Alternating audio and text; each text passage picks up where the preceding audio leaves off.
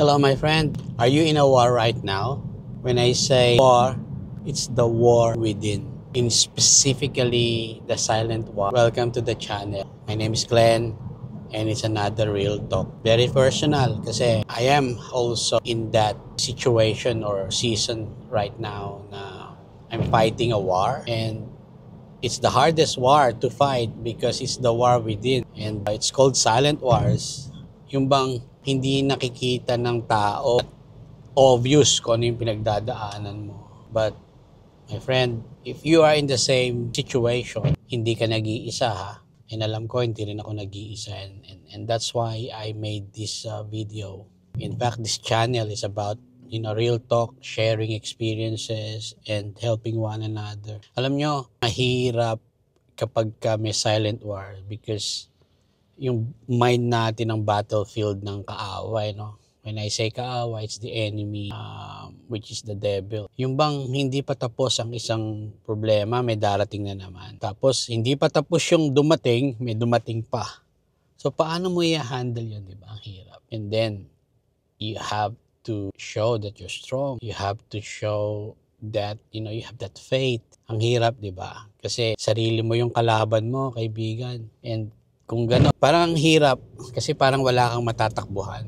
You don't have anyone to go to. You feel isolated. You feel alone. You feel that God is not doing anything. Ang hirap mag-pray. Pero alam nyo, sabi sa Bible, sa Corinthians, no? And I'll post it as well, that His grace is sufficient. In our weakness, He is strong. So alam nyo, yun ang pinangahawakan ko. Yun ang bibigay sa akin ng kalakasan in my situation right now. And I pray and I hope deep in my heart na mag-resonate sa inyo itong message na to, na kailangan natin talaga ang Diyos. Mahirap man minsan magdasal, mahirap man magtiwala, mahirap man minsan umas. Pero I rather have that to be honest with you. For me, I rather have that faith, that belief that someone out there is looking after me. Kaysa yung wala.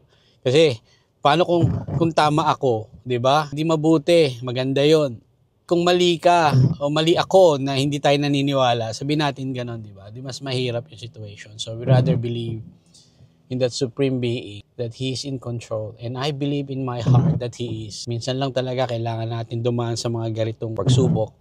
Maraming beses na natin siguro 'to nadaanan, no? And I know, and I want to encourage you na nalampasan mo yon. Nalampasan ko yon, kaibigan. So, yun lang, gusto ko lang i-share to. Maiksi lang tong video na to. And I hope na you pray for me. I need your prayer. I needed your encouragement kasi I really feel very deflated, frustrated, and discouraged. Real talk nga tayo, di ba? Walang pagpapanggap. So, yun. Gusto ko lang sabihin yung nararamdaman ko. And I know that it does help me when I encourage someone, kahit na ako mismo nahihirapang encourage ang sarili ko. But yeah, so you have a great day, guys. My friend, my brother, my sister. Take care always your health.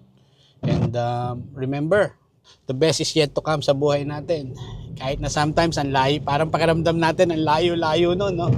Ang layo nung breakthrough. Pero the best is yet to come. God bless, ha? And as always, pray tayo, manalig tayo sa isa't isa. Okay? God bless. Again. Okay. Peace.